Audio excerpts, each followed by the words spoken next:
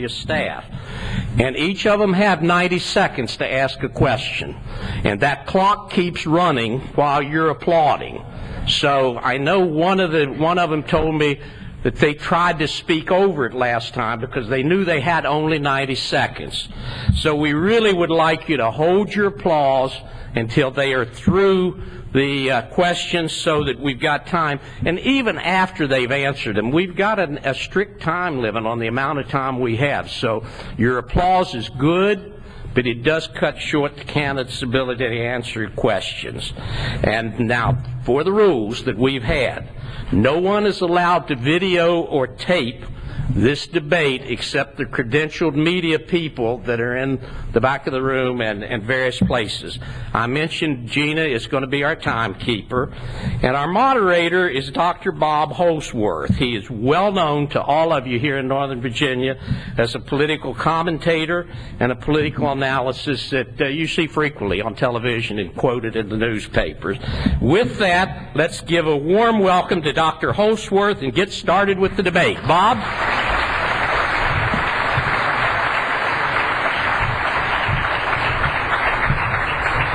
Thank you very much, and I'd like all of our candidates now who will be competing for the Republican nomination for the U.S. Senate in 2012 to join me on the stage.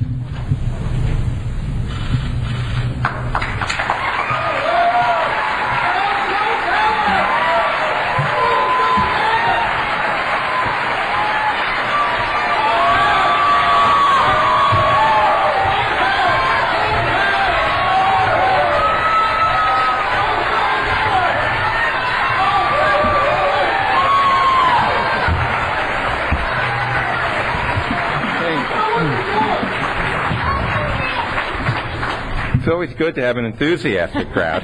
Seriously. We're going to begin with Mr. E.W. Jackson's opening statement. E.W. Oh, thank you. Well, I thought you were going to have some remarks. I guess you've already had them. Mm-hmm. My name is E.W. Jackson. I am not an African American. I am an American. Now, for the last 3.5 years, we have been divided by race, by gender, by income.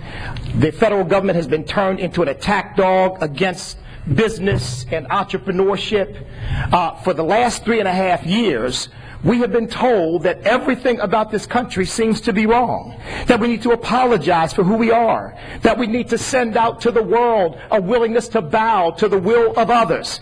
Well, I am so glad to be a Virginian. I am so glad to be here because Virginia is where this nation was started, and Virginia ought to be the place to stand up and say the era of bowing is over, the era of apologizing is over. It is time for us to end the tenure of King Barack and send him back to where he came from, wherever he chooses to be.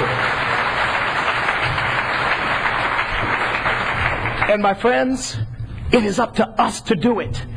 We can't expect anyone else to lead this country. Virginia has got to take the bull by the horns, and Virginia has got to lead the way. And if we will, the 21st century, instead of being a century of decline for America, will be the greatest century in the history of our country. We can rise up as Virginians and encourage our fellow citizens to stand up like never before. And we can end up more prosperous, more free, more proud to be Americans, bowing to none, second to none, and we can say to the world, America is back and we are not going anywhere. Thank you very much.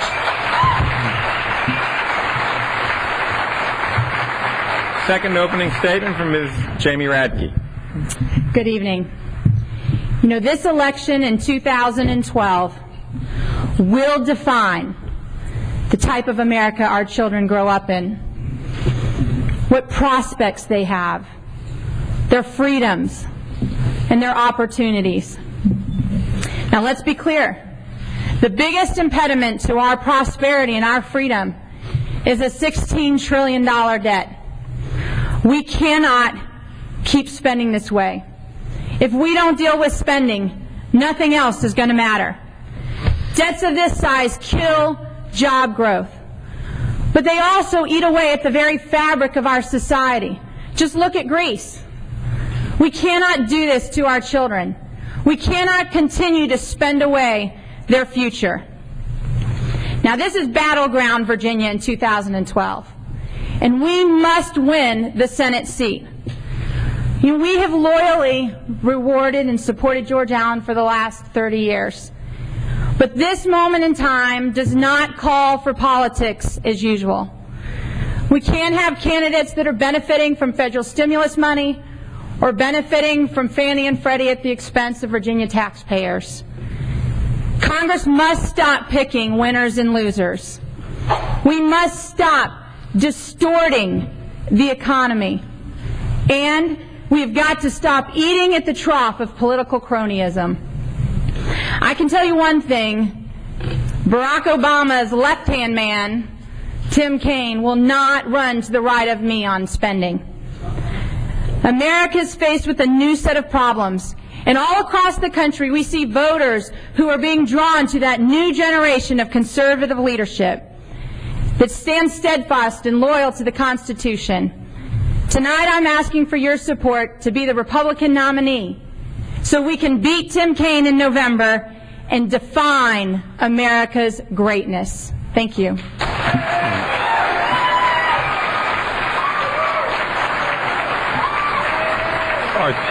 Our third opening statement from Bob Marshall. Bob? Thank you very much. We are told this campaign is about the Constitution, spending, and $4 a gallon gas, and that's true, but there's something more. It's bigger. America's ruling class from both parties reject the founders' vision. They are facilitating fiscal and moral chaos. They make safety nets for their own re-election, not for the common good. Jefferson said the right to life was unalienable, yet we have destroyed over 55 million children by abortion. Jefferson said liberty is a right from God, but our leaders are establishing a police surveillance state which has compromised the Bill of Rights and the Defense Authorization Act in 2012. And on the pretext of fighting terrorists, they want police departments across America to pockmark our skies with drones to spy on citizens. Barack Obama can now legally send text messages to you that you can't reject. Jefferson affirmed the pursuit of happiness, but the elites ignore that the Creator's moral law is the condition of happiness. They are now in federal court trying to remove the 10 Commandments from the walls of Giles County, Virginia's public schools. Jefferson's declaration spoke of America's reliance upon divine providence, yet Barack Obama is opposed to having American war memorials depict a 1944 prayer to the Almighty from Franklin Delano Roosevelt as our troops, our fathers, our grandfathers stormed Normandy's beaches, as 19 brave young men from Bedford, Virginia, and other Virginians from the 29th Infantry Division died that day. Jefferson's declaration condemned King George for compelling fellow citizens to become executioners of their friends and brethren. But, Mr. President, you and Tim Kaine want to assault the final citadel of liberty, our individual consciences formed by religious teaching and the laws of nature's God, because you demand that religiously affiliated citizens participate in the direct killing of preborn children by compulsory purchase of abortion-inducing contraceptives. My response: resistance today, resistance on primary day, June 12th, resistance November 6th general election, resistance on January 3rd, the first day that senators are sworn in to the 113th Congress, and resistance until the suppression is reversed.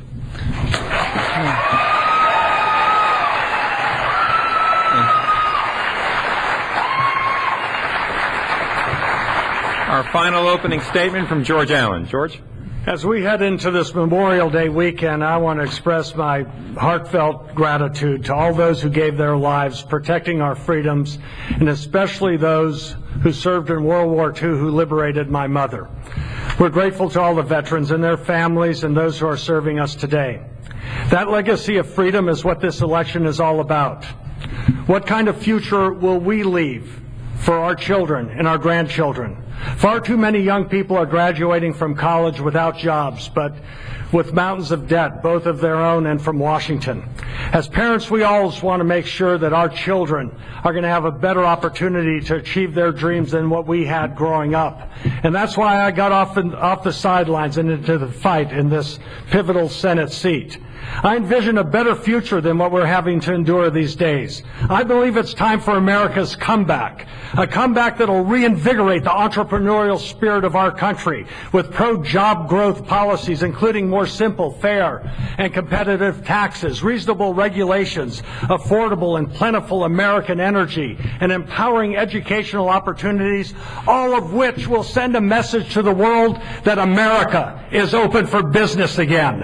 A comeback that will give Americans a smaller, more focused, fiscally responsible government that is focused on its core constitutional responsibilities of national defense and national security, but otherwise leaves Americans free to chart our own courses for our families, our businesses, and in our states. It is this positive agenda and my proven record that has earned our campaign the endorsements from the U.S. Chamber of Commerce, the NRA, Citizens United, the American Conservative Union, and others who want to see America to begin ascending once again.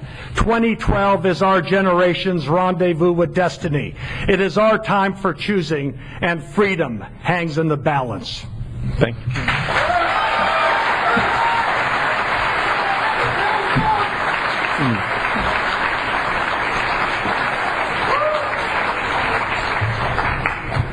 Our first question is to E.W. Jackson, and it's a version of the Rick Perry question. And it was got the most votes on Facebook.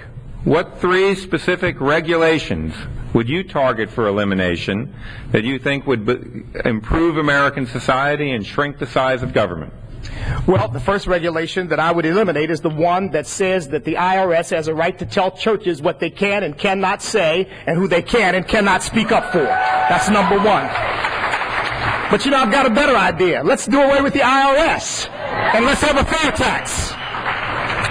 The second would be the 3.8% federal real estate tax that Obamacare will impose once it's implemented. A federal real estate tax. But on the other hand, let's just get rid of Obamacare. And yes, we certainly do need to get rid of that. And every regulation that the NLRB is implementing to try to force unionism on our people, we need to get rid of that. And frankly, 90 seconds is not enough time to tell all the regulations that we need to get rid of. In the Department of Education, the Department of Energy, you go right down the line, they all need to go if we're going to get our government under control and bring it back to within its constitutional limits. Jamie Radke. Well, I've often said that we have got to determine if the Founding Fathers had it right. Did they have it right? Do we believe that few and defined powers should be in Washington and that the remaining powers are reserved to the states and to those of us in this room and all across this country? That is the question we have to ask. And if we ask that question, we realize that Washington should look a lot different than it does today. We look at things like the Department of Energy. And hey, I'm with Reagan. We need to abolish the Department of Education. Not expand it, not vote for No Child Left Behind, but to get rid of it. We need to look at things like Obamacare. Hopefully the Supreme Court will overrule it. But you know those rascally Democrats are going to come up with any crack in the wall to bring that back up again, and we've got to be ready to defend against it. The EPA, a major affront and assault to our private property that needs to be reined in.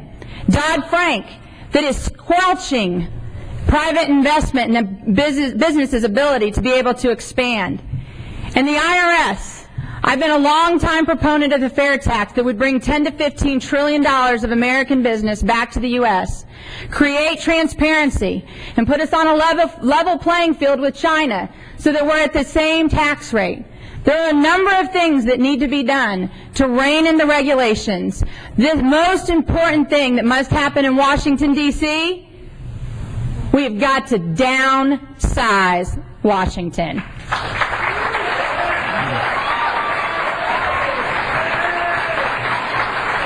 Bob Marshall.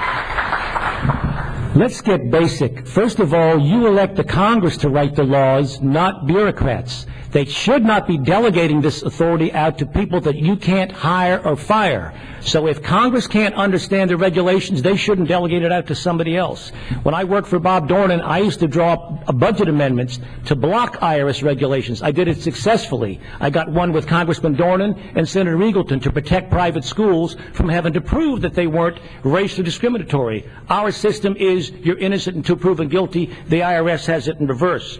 As to the specific regulations, if you had a flat tax, you could get rid of a lot of the regulations, because unless a tax deduction, credit, benefit, or exemption can apply to Betty the beautician, don't give it to Northrop Grumman.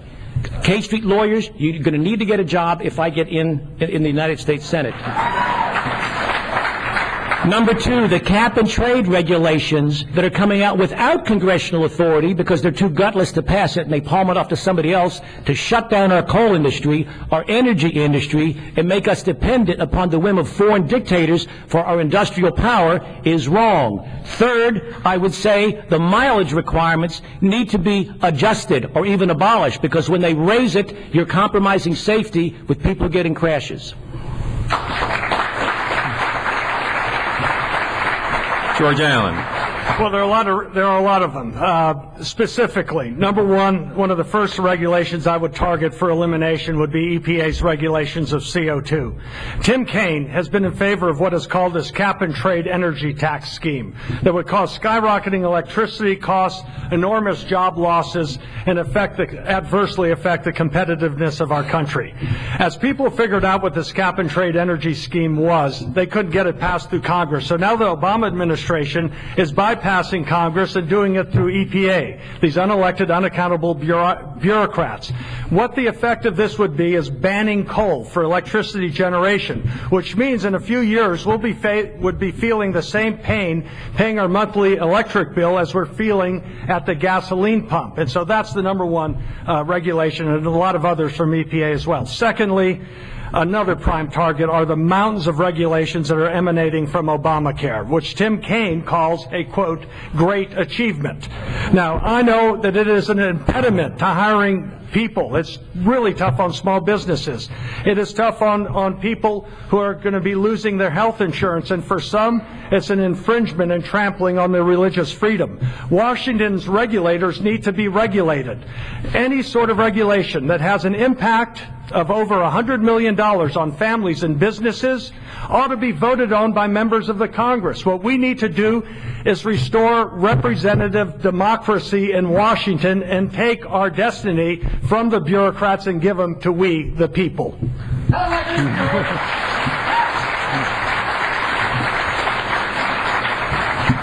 Jamie Radke. Jamie, as I was driving up today, I saw a bunch of your signs, and they all said, Radke, no more debt. So that's what I want to ask about.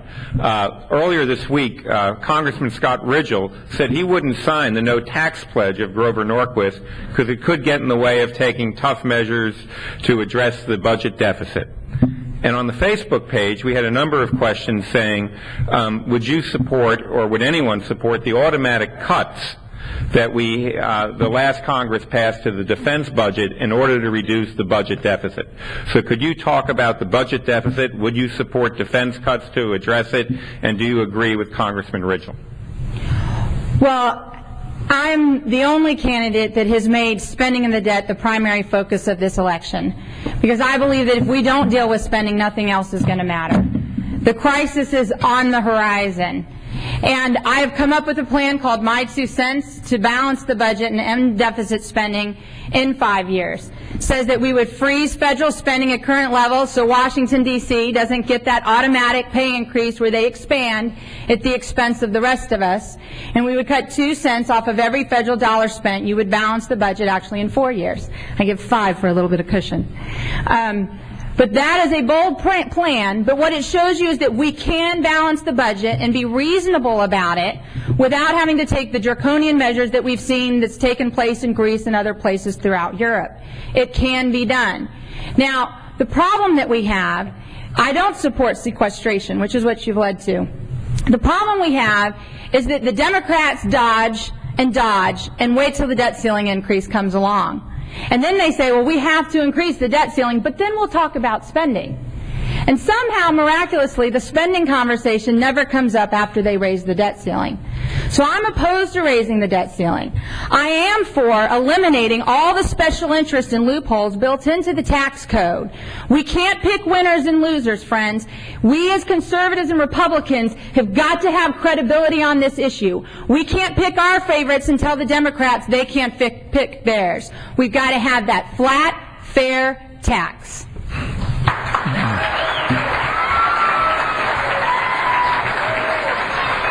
Bob Marshall. The question again, please.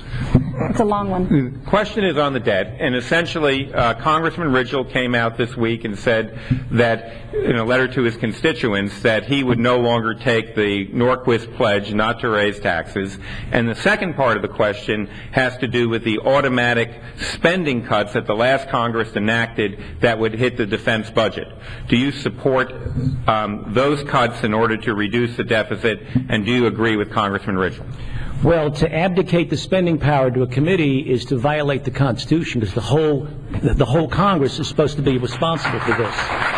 Secondly, if you look at the monies that are coming in, and this is with the Bush tax cuts expiring for those over $250,000, the Medicare, Medicaid, Social Security, and interest on the debt, if the interest stays the same and Bernanke keeps it low, we run out of money.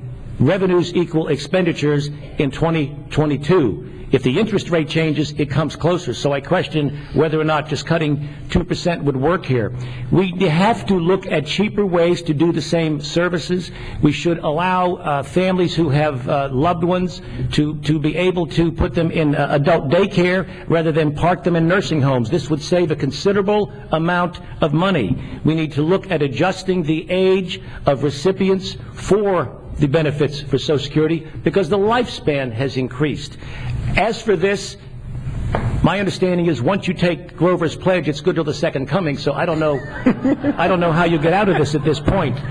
But a flat tax is the one way that everybody is treated equally. The premise of our Constitution, all men are created equal. You have to get back to that to have fairness prevail. Otherwise, you have class warfare, which is to no one's benefit.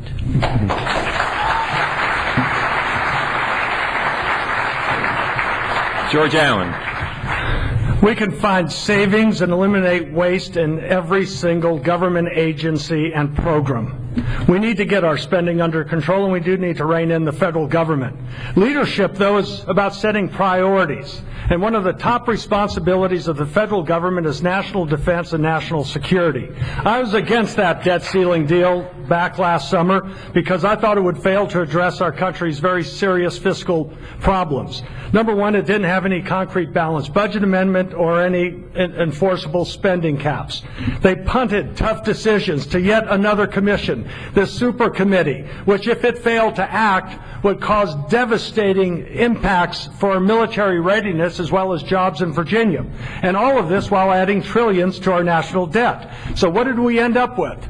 Our country's credit rate, our debt credit rating has been downgraded for the first time ever. There's no balanced budget amendment, no line item veto, no concrete spending limits. Our national debt is nearing $16 trillion, and it's another failure from Washington that I opposed, but Tim Kaine supported. Now, this failure is going to harm our military readiness and also Virginia jobs. Tim Kaine trusts Washington. I trust the people. The responsible long-term reform and solution is a balanced budget amendment to the Constitution, line item veto authority for the president. It's the way we operate Virginia and 48 other states. It's the way we run our households, not spending more than we're taking in. And it's high time Washington applied those same sound principles.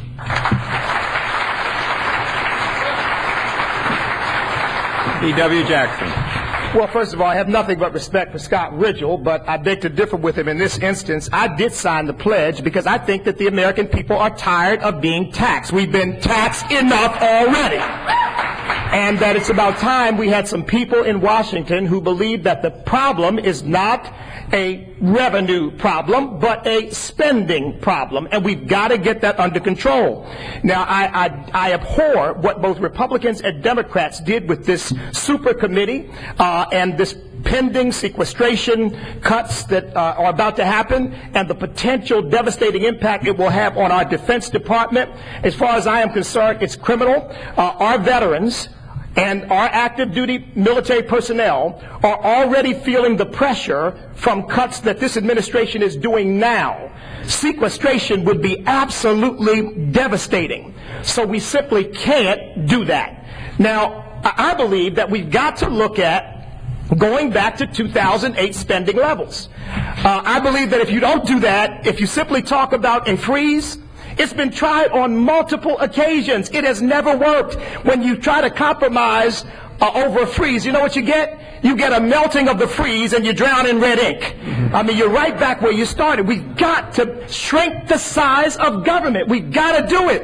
And look, we have to do it in order not to become what Europe is. We've got to do it in order to not face what Greece is facing right now. So as far as I'm concerned, we've got to cut and shrink the size of government.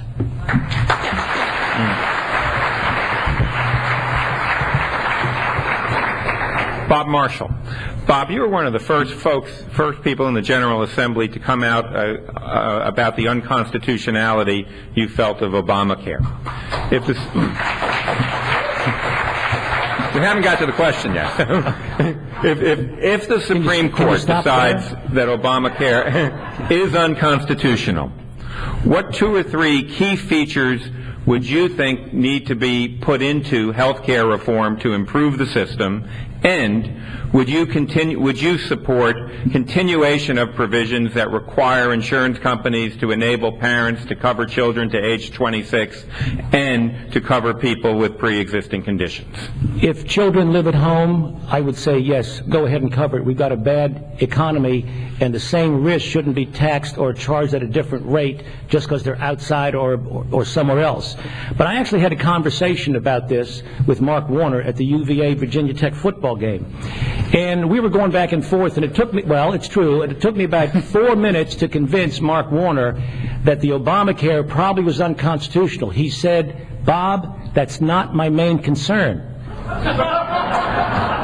I thought, wait a minute, you take an oath to defend the Constitution, but it's not your main concern? I said, okay, what is it? He said, well, pre-existing conditions. I said, all right, why don't you have a bill that says if you purchase health care for catastrophic insurance, you get a tax deduction? Then he talked about free riders. I said, Mark, you are in charge of bankruptcy proceedings. You need to alter it so the free riders don't take advantage of the free care that they're getting. You can completely control this. What happened was they voted for a system that took power from us, took power from individuals and families, and lodged it in Washington.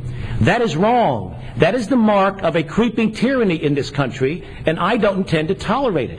You could...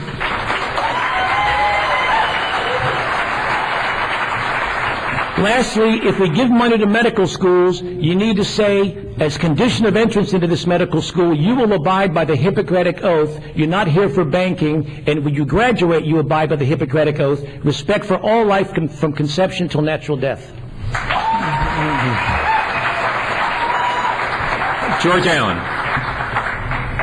Well, Obamacare is a real impediment to businesses hiring more folks on. It's a big worry for seniors. It's a worry for small businesses, working people who are worried whether they'll be able to keep health insurance, and obviously health care providers. This President Obama's government-run health care law, I think, gives too much power to the government and not enough to we the people. We need a more patient-centered approach. Here are several ideas that can work. I'll bring up 3 of them that I think are big, great improvements. Number 1, I'm strongly in favor of what are called health savings accounts. These are affordable. They're portable insurance.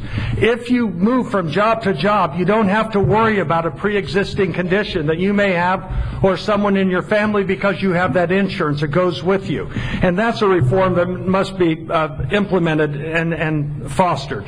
Secondly, small businesses, individuals ought to be able to pool together in a large risk pool and across state lines. And with that approach, you're going to have more affordable insurance. Thirdly, Medicaid, which is half state, half federal taxpayers. We ought to give flexibility to the states to run the Medicaid program rather than having it remotely run out of Washington. Now, this is directly contrasting Tim Kaine, who calls Obamacare a great achievement. Moreover, Tim Kaine, just this last week, was criticizing religious organizations who are objecting to the trampling of their religious beliefs and liberty by the mandates of this unelected bureaucracy. We need doctors and we the people deciding our health care, not the federal government. E.W. Jackson. I thought the next question was going to Tim Kaine, but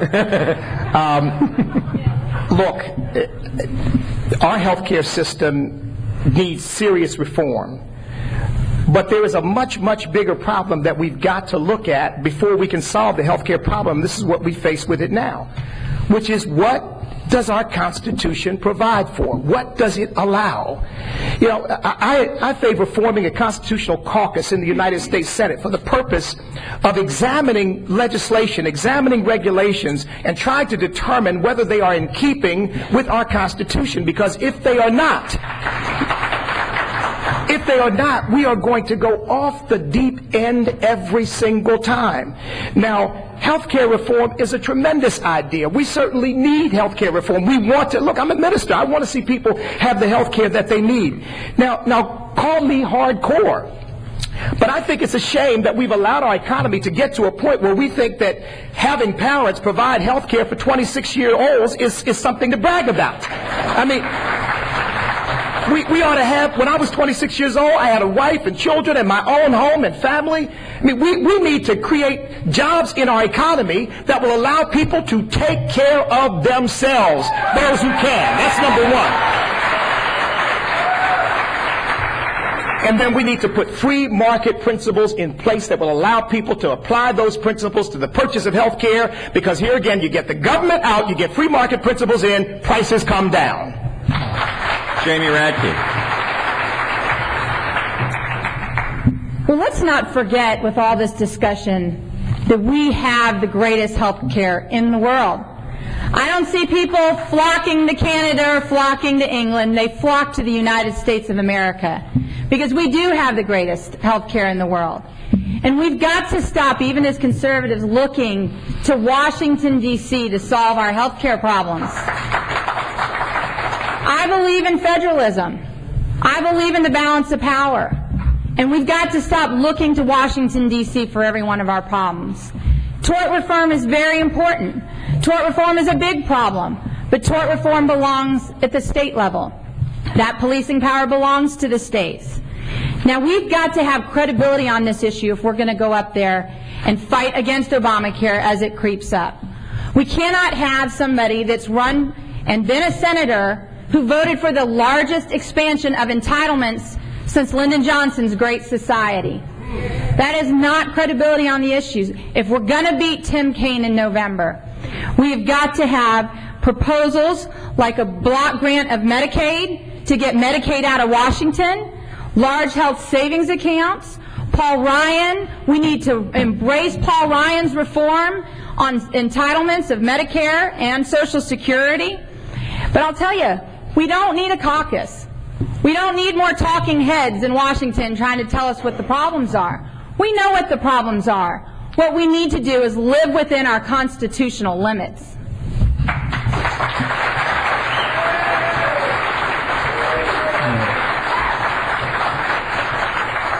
George Allen. George, when you were governor, you were very interested in costs of higher education and tuition in higher ed.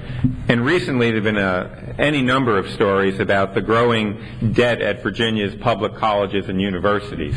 Right now, a graduate of a school like VCU or VSU who is in debt to will graduate with over $25,000 in debt. Do you think that the issue of college student debt is a federal issue, or should it not be a federal issue? And if it is, what should be done about it? Education is primarily a responsibility of the state and local governments, especially K through 12, obviously. Higher education, there's a federal interest, and sometimes with research in a variety of different areas, much of it related to national security and national defense. When I was governor, I made education and law enforcement the top two responsibilities and priorities while I was governor. And before I was governor, tuition was skyrocketing, and we stopped that. We capped, and then we froze college tuition, and that was an investment by we the people of Virginia with our leadership and working with Democrats who were in control of the General Assembly at that time, and that saved families over $4,000 in those frozen college tuition at state universities and increased the tuition assistance grants at independent colleges. So I think affordable higher education is very important. Tim Kaine does have a different point of view, and his record shows it.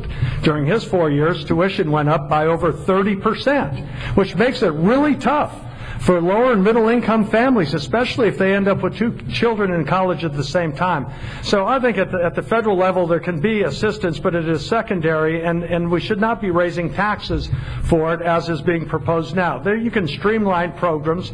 And another program that I've worked on was making sure that minority serving institutions had technology opportunities so that young people graduating from those institutions were getting the technological proficiency so that they can compete in the workforce. So a well-skilled, educated population is very important for recruitment of jobs to a state.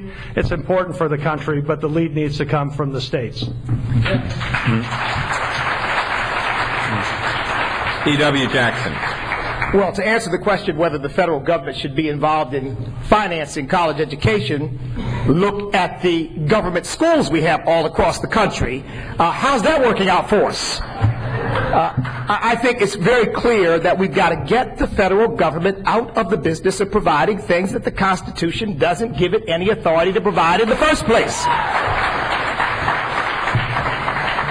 And folks, look, you cannot impose spending freezes and this sort of thing. You've got to get free market principles working. Look, as long as administrators, educators know that the federal trough is there to eat out of, they will continue to raise tuition rates.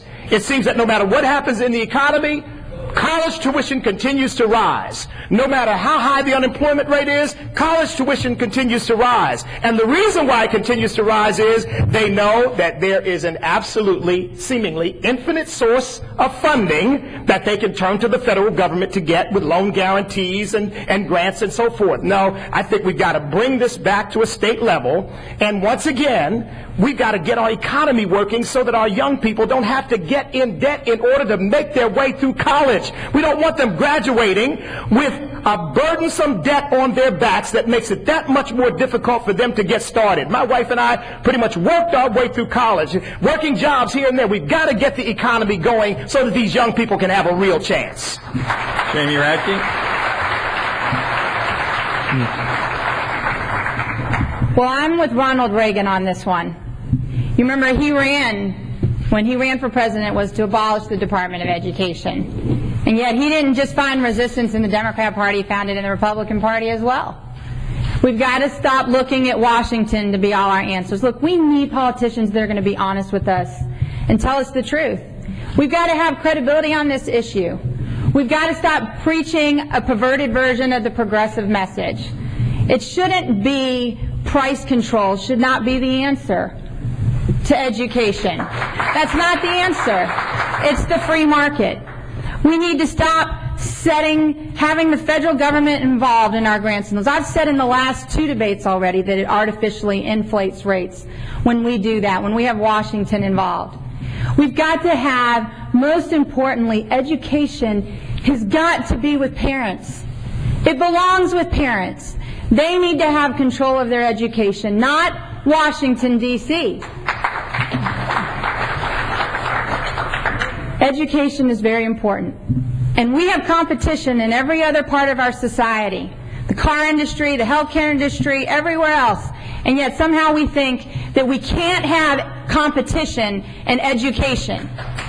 And what we've left, just look at where we are compared to all the other countries when it comes to science and math and other things. What we need is competition. What we need to do to strengthen education and give people an opportunity to excel in this country. Bob Marshall. Well, legislators have to deal with things as they are, not things as we might wish they would be. So how do you get out of this? First premise, you took out a loan, pay it. Number 2, in backing out of this, I would not let loans be issued unless there were some adjustment to the capacity to pay based on the average income of the graduate from that specific discipline. I would also have the parents involved with co-signing these loans to make sure that the junior doesn't get too far down the road.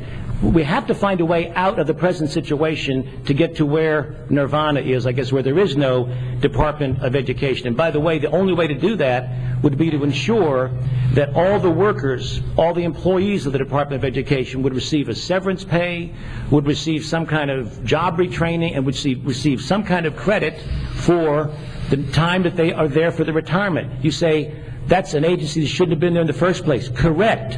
But you must be fair to those who are there in order to stop this debt from continuing. When it started in 1980, when I worked in Congress, Jimmy Carter had requested $13 billion. Now Barack Obama wants $76 billion to run this agency. But if you take with the left hand, you've got to give with the right. That's the only way you're going to get rid of that agency and get us out of this mess.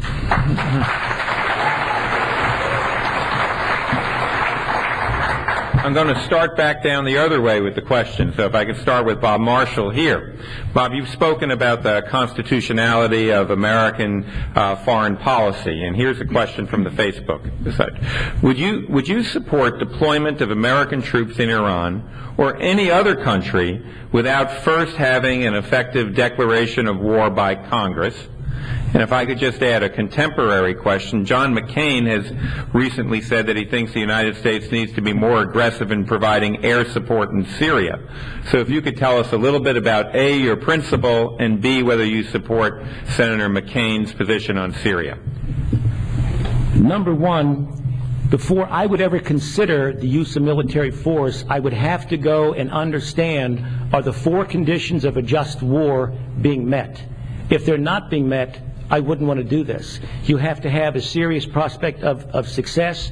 There must be serious, long-lasting, grave damage. You can't cause more problems by the war than you're not going to have without it. You have to deal with this first. The idea of a preemptive attack because of a threat and not an imminent danger right now, where there's like the fleet from Japan going to Pearl Harbor, I don't think is justified, because we are now then justifying them attacking us. You need to be on the alert.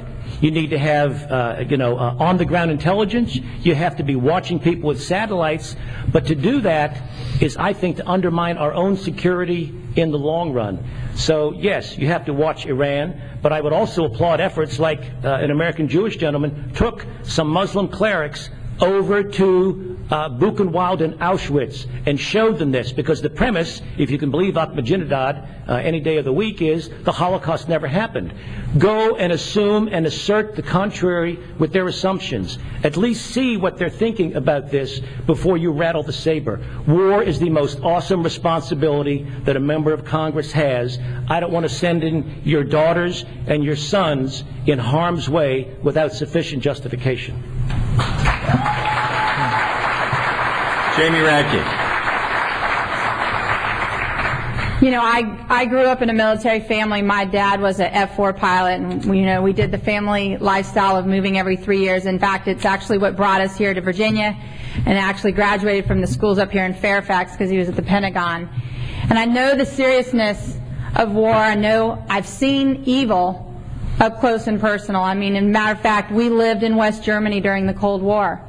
And my parents were very adamant about exposing us to what life is really like. I mean, I can remember going through Checkpoint Charlie. I can remember seeing the disparity and the contrast between West Berlin and East Berlin. I can remember the air raids as a small child and wondering, I really hope to God this is just a practice when I would hear the air raids. There is evil in the world. And we have got to be able to defend against it. But that's the thing, is it's defend against it. It's what is the national security threat to us? What is the imminent threat to us? And we've got to have credibility as conservatives. If the Constitution says you must declare war in order to engage, we need to declare war in order to engage. We can't pick the parts of the Constitution that we like. I was the first candidate to come out against Obama's attacks in Syria, where, oh, by the way, I really don't care what Congress thinks. I'll check with the UN first. I was the first one to come out against that. No, I don't think that we should be engaging and putting our men and women in harm's way unless there's a direct threat to the United States of America, and we know what victory looks like, and we define it before we go in. E.W. Jackson. Dear friend of mine by the name of Terry Laser gave his life on a set of orders that he volunteered for that could have come to each of us, but he volunteered because he was single, I was married. He thought it would be an adventure for him. We were in the United States Marine Corps together. He gave his life for his country. Numerous other people that I know have made the same sacrifice. That's not a sacrifice that any of us can take lightly. When I took my oath of office, I knew that it might mean I would lay down my life for my country. I buried a young man not too long ago who told his mother before his second tour in Iraq. He said, "Mom, I'm not afraid to give my life for my country." We can't send our people off to war without the full support of the people, and the Congress is the House of the people. The Congress needs to give its consent in a declaration of war. Now, the only reason why we are facing this crisis with Iran is because that situation has been so mishandled by this administration. If they would stand up and have some backbone and mean what they say and say what they mean and stop mealy-mouthing all the time, I believe that Iran would have gotten the message long ago. So at the very least, Israel is an imminent danger potentially. Let's back our ally and let them take action there instead of standing in their way.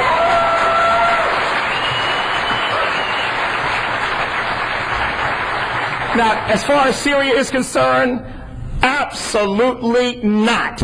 Now look, I care about human beings, but we got to stop this stuff of sending our people, spending our money, shedding our blood for people who end up not even caring about us or liking us or wanting to work with us and just doing it because it looks like a good idea. You know what the best way for them to have freedom? To rise up and take it for themselves, and Barack Obama should have supported the people of Iran when they were doing it some time ago. George Allen. The vote on a declaration of war or authorization of force, in my estimation, is the most solemn decision one has to make. I had to make that decision insofar as Iraq as well as Afghanistan when I served in the Senate. Susan's father had 2 tours of duty in Vietnam, fortunately returned home.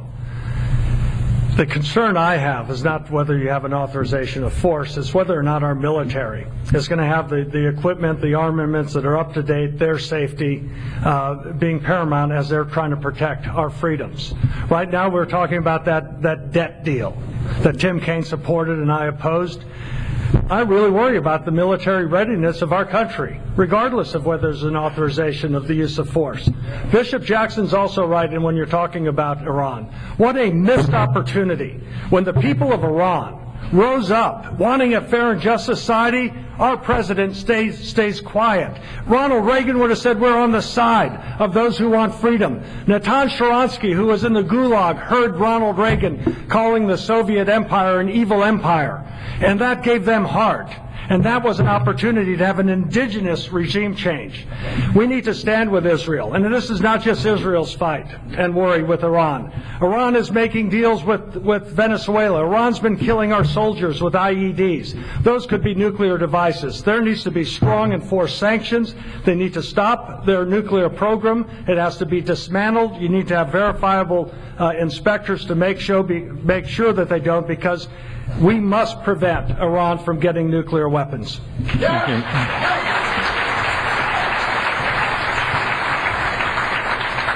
We reach time for our closing statements. We're going to make them in reverse order. George Allen is first. All right, I thought we had more questions. Well, folks, our country faces many challenges, but I think we have cause and reason to be optimistic about America's future. I'm optimistic because of freedom. Freedom is not only the God-given birthright of every one of us. Freedom is the most powerful and successful idea in all of human history.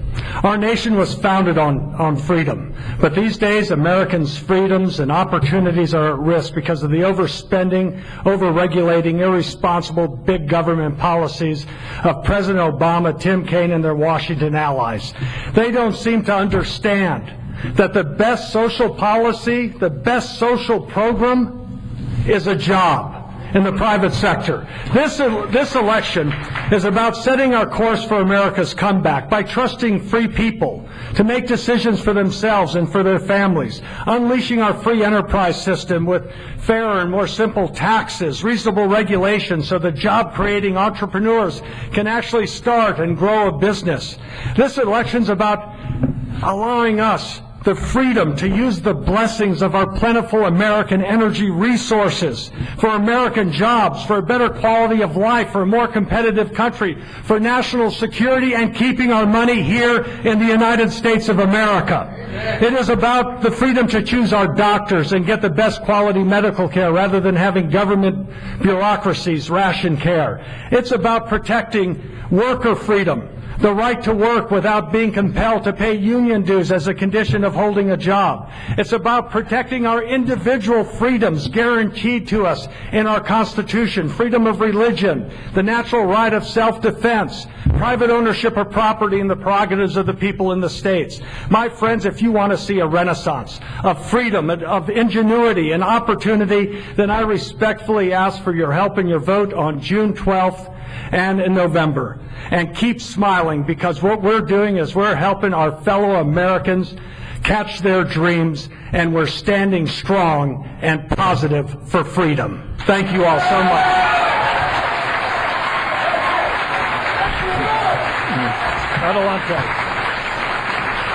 Bob Marshall. The founders put the war-making power in Congress, and until 1945, presidents routinely asked Congress for authority, whether it was a declaration of war or a declaration for force like Jefferson did with the Barbary pirates. By 1991, however, President Bush relied on the UN Security Council. He only asked Congress for support, not authority. In 2001, after 9/11, Congress abdicated its war authority by passing the authorization for the use of military force. The Congressional Research Service said this action against organizations and persons is unprecedented in American history, with the scope of its reach yet to be determined. Then came the questionable Patriot Act, and I make a distinction between an imminent attack and an imminent threat. They are vastly different. We are subject to all kinds of imminent threats, but an imminent attack is the only one that justifies the use of force. We now have Defense Secretary saying NATO or the UN gives him authority to bomb Syria. We have a way to stop that is an Appropriations Act amendment banning that. President Barack Obama speaks of soldiers who are out there fighting on my behalf as if the military were his private army. It's not. When Congress passed the NDAA law last year, authorizing the military detention of American citizens without trial, legal counsel, specific charges, or the right to face your accuser, I wrote the Virginia law saying, we will not participate. I was attacked by people like Michael Chertoff. So what? I asked for your vote because I've already beaten Tim Kaine. I devised the Vote to Approve Marriage Amendment. Marriage is the best antidote for the anti-poverty program. I filed the successful lawsuit against Tim Kaine, the only sitting lawmaker to do so, blocking illegal, unconstitutional tax authorities here in Tidewater. I wrote the Health Care Freedom Act. I beat regulations Tim Kaine wanted to pass, making private adoption agencies put kids out to homosexual couples. We have passed a fail-safe point. I am concerned that if our former senator is the nominee, when word gets out to the press with Tim Kaine's money about the past votes to increase debt ceilings, divert trust funds, expand federal programs, vote for hate crimes, what will the Republicans do? How will they make a principled, fiscal conservative case? Tim Kaine can't make those arguments against me. I ask for your vote June 12th. Thank you very much.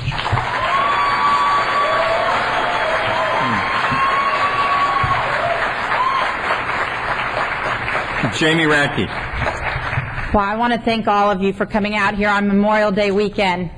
As I was telling you earlier, I grew up in a military family. You know, it was really instilled in me at a very early age that America must be defended, that we are the greatest nation on earth, and that we are the standard that we hope every country will live up to.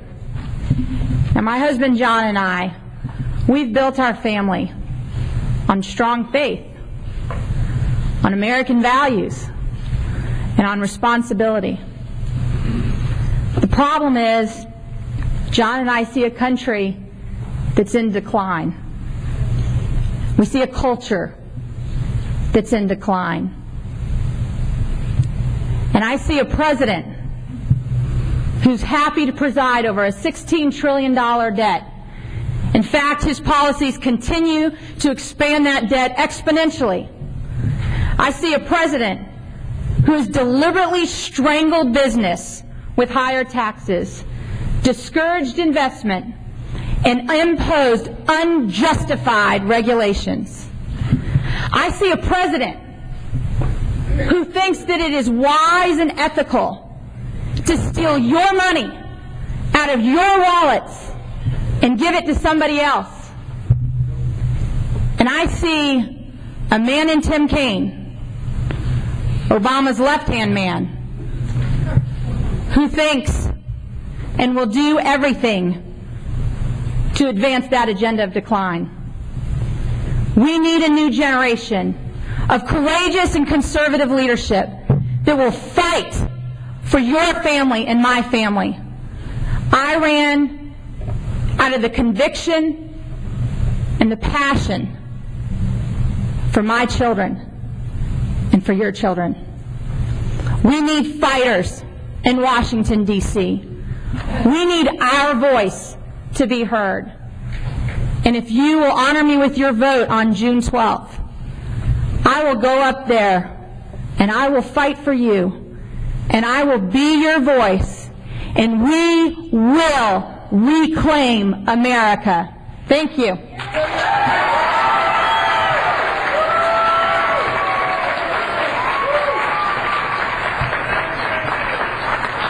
E.W. Jackson, the closing case.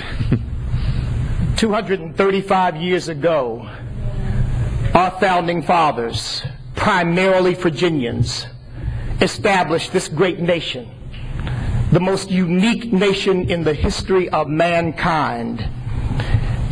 George Washington, Thomas Jefferson, James Madison, all in the same room, all great men, but they weren't all right for the same moment. Now, the question you have to answer is not whether anybody on this podium could be a U.S. Senator, because I believe that we all could. The question you have to answer is, who is the right person for the moment? Who is the George Washington for the Revolution? Who is the Jefferson for the Declaration? Who is the Madison for the Constitution? Now, I know that there's been a lot of pressure for us to fight each other, but I will tell you something. I'm not interested in fighting anybody on this podium. I'm not interested. When you walk into that voting booth on June 12th, it can't be about, well, who have I known the longest, who has the most money, who's got the greatest pedigree, who's put some sort of mantle on themselves. It's got to be about our country, about our country. That's got to be the only motive in your heart. What is best for our country at this moment? Now, I'm telling you, as a United States Marine Corps veteran, that no, I'm not interested in fighting George, like him. Not interested in fighting Bob, like him too. Not interested in fighting Jamie, admire them all. But I'm here to declare war on Tim Kaine and Barack Obama. I want to see them down once and for all.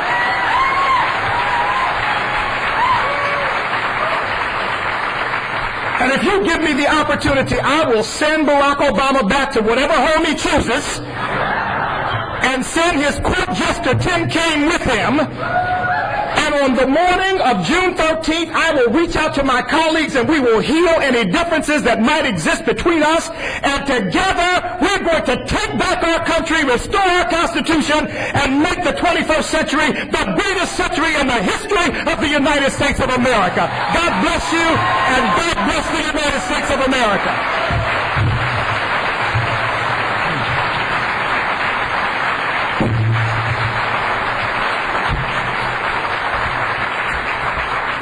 I know the RPV would like to thank everyone who attended this evening. If we could have one round of applause, last round of applause for all the candidates as well. Thank you very much.